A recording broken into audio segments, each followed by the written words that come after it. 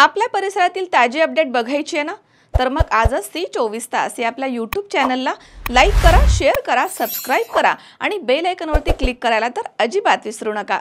सिंहस्थ महाकुंभ 2027 पूर्वी गोदामाई स्वच्छतेसाठी नाशिकच्या शिंपी कुटुंबाने समाजासाठी हरित संदेश दिलाय। युवा सॉफ्टवेअर अभियंता राहुल शिंपी यांच्या पुढाकाराने कुटुंबियांनी रामकुंड परिसराची पर्यावरणपूरक अशी प्रतिकृती साकारली आहे। त्यामध्ये रामकुंड, देव मामलेदार समाधी, सिद्ध पाताळेश्वर मंदिर, गोमुख, दुतोंड्या हनुमान तसेच गोदा आरतीचे दृश्य दाखवण्यात आलं। निर्माल्य कलश आणि कृत्रिम तलावाची प्रतिकृती करून श्रद्धा जपा पण नदी वाचवा असा संदेश देण्यात आलाय। मुख्य आकर्षण ठरले आहे शाडू मातीची साधू स्वरूपामधील गणेश मूर्ती, जी हातामध्ये कापडी पिशवी धरून नो टू प्लास्टिक बॅग याचं आवाहन करत आहे। विशेष म्हणजे मूर्तीमध्ये फळझाडांच्या बिया मिसळल्या आहेत आणि विसर्जनानंतर त्या अंकुरित होतील। प्लास्टिक आणि पूजेमधील साहित्य नदीमध्ये टाकू नका असं आवाहन राहुल शिंपी यांनी केलंय। या उपक्रमासाठी प्रिया, सत्यजित आणि संध्या शिंपी यांचं सहकार्य लाभलं आहे।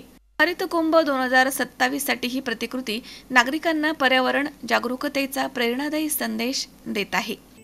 नमस्कार, मी राहुल शिंपी। यंदाच्या वर्षी आम्ही शिंपी कुटुंबियांनी रामकुंडाचा देखावा येथे सादर केला आहे।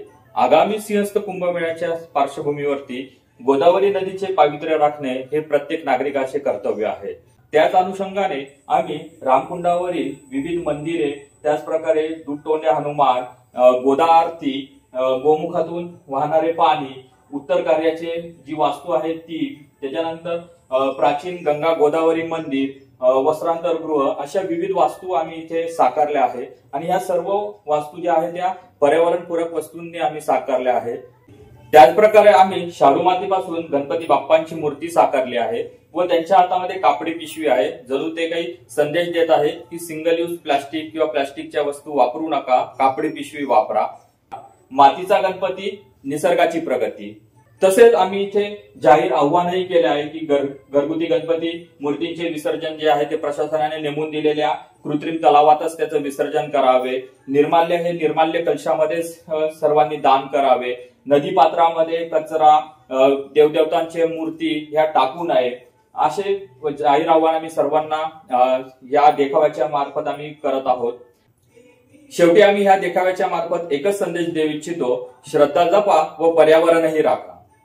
किरण आहेर, सी 24 तास, नाशिक।